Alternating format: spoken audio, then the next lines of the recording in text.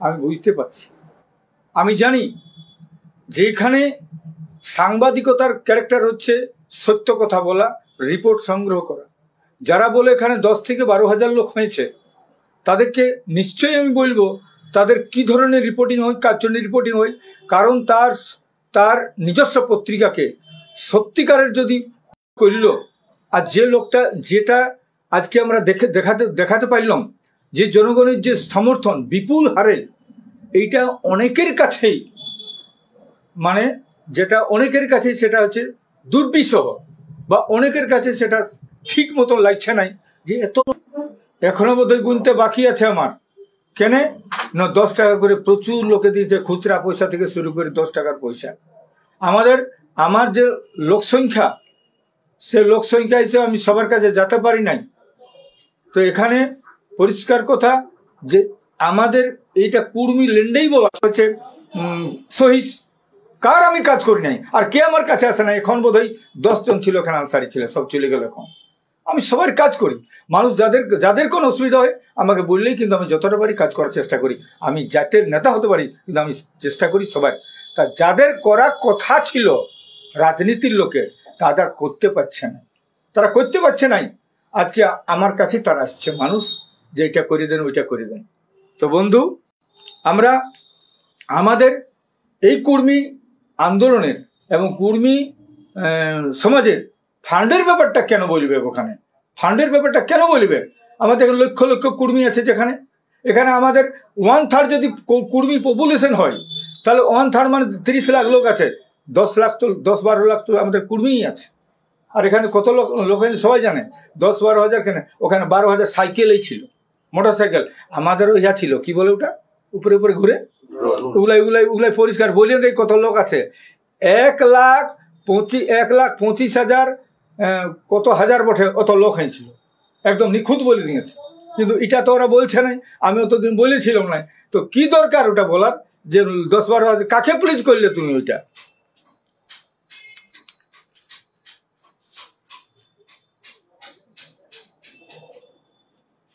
আমরা আদিবাসী কুর্মী সমাজ, এখানে আমাদের 3 জেলার যে মিটিং ছিল, সেই মিটিংয়ে আমরা পরিষ্কার কথা বলেছি, সেটা সবচেয়ে বেশি খারাপ লেগেছে। আমরা আগামী নির্বাচনে আমরা ভোট দিব না টিএমসিকে, কিন্তু একটা কথা বলেছি ওইখানে। কি বলেছি? কথাটা হচ্ছে এইটাই, আমাদের কমিউনিটি জাস্টিফিকেশনের বিষয়টা যদি নিজে দেখে ভাবে, কারণ ওটা তার একটা কথা ছিল যে গত নির্বাচনেই ওটা ঘোষণাপত্রে লেখা ছিল, ওটা এমন কথা বলে নাই, মিটিংও বলছে এবং ঘোষণাপত্র অনুযায়ী বলেছে, কিন্তু ঘোষণাপত্র আজও পর্যন্ত সে বাস্তবায়িত করে নাই। তো আমরা তো বলতেই পারি। তার জন্য আরো বলেছি যদি ঘুরাই করে, তারপরে সেটা আমরা ঘুরাই ভাববো। এই কথাটা কিসের ডর লাগছে ওটা? আর আমার মনে হচ্ছে যে লিখছে সে পরিষ্কার কথা, তো ভূমিপুত্র আমাদের লোহী, ভূমিপুত্র হলে পরিষ্কার কথা অজিত মাহাতোর সঙ্গে একদম সম্পর্ক থাকবে। সানপসলরা অজিত মাহাতোর কথাকে জানে। এখানে আমি লড়াই করেছি, আজও বলি, যারা কারখানার মালিক তারা রসমালাই খাবে আর আমরা ঘাস দিয়ে খাবো, এটা আমি তার বিরুদ্ধে বলি। এখানে আরো বহু জাতের কথা বলি আমি, যারা এখানে পেশা করে, অনেক রোজগার করে, এখানে মানুষকে ঘৃণা করে, এটা করতে পাবে না। এটা আমার লড়াই। এখানে বহিরাগত লোকরা এখানে চাকরি পাবে, আমার ছেলের বেকার থাকবে, এটার বিরুদ্ধে আমি লড়াই করি এবং সারা জীবন লড়াই করবো। আমি এটা বলেছি, অনেক লোকেই বলেছি, ওয়ান ভয়েস থাকা দরকার ছিল পুরুলিয়া জেলায়। আমার সঙ্গে তোমার সম্পর্ক নাও থাকতে পারে, বিজেপির সঙ্গে টিএমসি থাকবে না, টিএমসির সঙ্গে সিপিএম থাকবে না, সিপিএমের সঙ্গে কংগ্রেসের নাও থাকতে পারে, কিন্তু আজকে ওয়ান ভয়েস থাকা দরকার। যেহেতু বঞ্চিত পুরুলিয়া, প্রতারিত পুরুলিয়া, আজকে কলকাতার লোক এখানে যেমন খুশি তেমন ব্যবহার করে পুরুলিয়াকে। তাই পুরুলিয়ার সমস্ত মানুষের, রাজনীতি সচেতন মানুষের একটা ওয়ান ভয়েস থাকা দরকার ছিল এখানে। এই জন্য আমাদের পুরুলিয়াকে লোকে লুটে পাটে এখনো খাচ্ছে। কে আসছে, কোথায় আসছে, নিজেরা আজকে এখানে মালিক হয়ে বসছে। আমরা দেখেছি এলএসএস সময় কত জমি করেছে মাহাতোদের কাছে কিনে, উদার মাহাতোদের কাছে জমি নিয়েছে আর মালিক হয়ে বসে আছে। শিল্পাঞ্চল হয়েছে, আরো কত কি এরকম হয়েছে, কিন্তু সেগুলোর মালিক হয়ে বসে আছে, এখনো ভোগ করছে। কিন্তু আমরা তো জানি নাই, আমরা কি জানি না, এগুলো বুঝি নাই কারা করছে, কে করছে। তো যারা এরকম বলছে তারাকে আমি হুঁশিয়ারি দিতে চাই, পরিষ্কার কথা। একদিন বলেছিল আমাদের এই বিটির জন্য বলেছিল, আমাদের বোনের জন্য বলেছিল, উদ্দাম তাদের মহিলাদের সংস্পর্শ পাবে, এখানে চলে আসো। এটা আমাদের ভুলে গেছি যে আমরা এই ঘাটা এখনো শুকাই নাই। কে বলেছিল কথাগুলো? তাহলে এই কথা বলার জন্য সেই লোকগুলো আজকে আমাদের কাছে আমাদেরকে বিরোধ করছে। আজ আমার এই খালিশ, আমার এই সালা, আমার এই লড়া, আমার এই সিল, আমার মাঝে দাঁতের করা বাড়ি, এইগুলা পরিষ্কার কথা আছে আপনাদের সামনে। জানি তো এইখানে কাঠ আছে, এখানে কয়লা আছে, এখানে লোহা আছে, এখানে পাথর আছে, এখানে মাটি আছে, এখানে আজকে বালি আছে। কে চুরি করছে আমরা না জানি? ওই চুরি টাকা কে ভাগ খাই সেটা জানি নাই।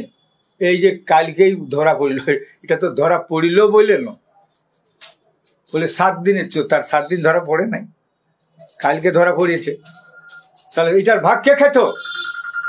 এই কাঁসাইয়ের উভয়তীরের যতগুলো থানা আছে কার নির্দেশে চলে?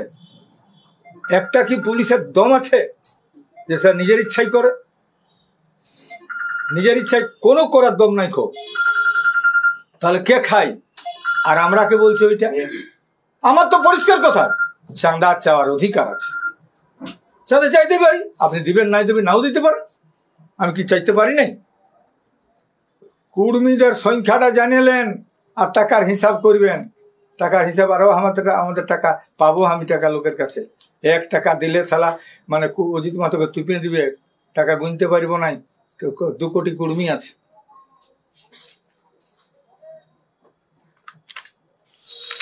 তো বন্ধু সব, আজকে আপনাদের এই চ্যানেলের মাধ্যমে আদিবাসী কর্মী সমাজ সহ বিভিন্ন সংগঠন, যেমন এখানে রাজুয়ার সমাজ আছে আমার সবসময় কাছে থাকে, বাউরি সমাজ আছে আমার কাছে থাকে, গোপ সমাজ আছে আমার কাছে থাকে, আমি আরও বলছি এখানে বিভিন্ন সংগঠন আছে, মানে করাদের সংগঠন আবার হতে চলেছে। আমাদের এখানে তেলি সমাজ আছে, প্রত্যেকটা সমাজের আমি কাল সেদিন ভাষণে বলেছি, প্রত্যেক জাতির জাতিসত্তা বজায় রাখা অধিকার সবার আছে। নিজের কুসংস্কার কুপ্রথার বিরুদ্ধে লড়াই করার ক্ষমতা আছে, অধিকার আছে।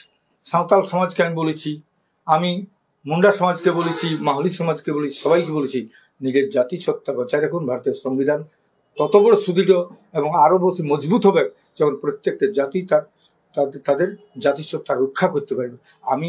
আমরা মেজর কমিউনিটি হিসাবে এই এলাকার, এই অঞ্চলের বা জঙ্গলমহলের মেজর কমিউনিটির একজন নেতৃত্ব হিসাবে আমি সবসময় সহযোগিতা করব, কাছে থাকবো। সবাইকে আমি ধন্যবাদ জানাচ্ছি। তবে পরবর্তী আন্দোলনের রূপরেখা কি রয়েছে? পরবর্তী আন্দোলন সেদিন ঘোষণা হয়েছে আমাদের একটা বিশেষ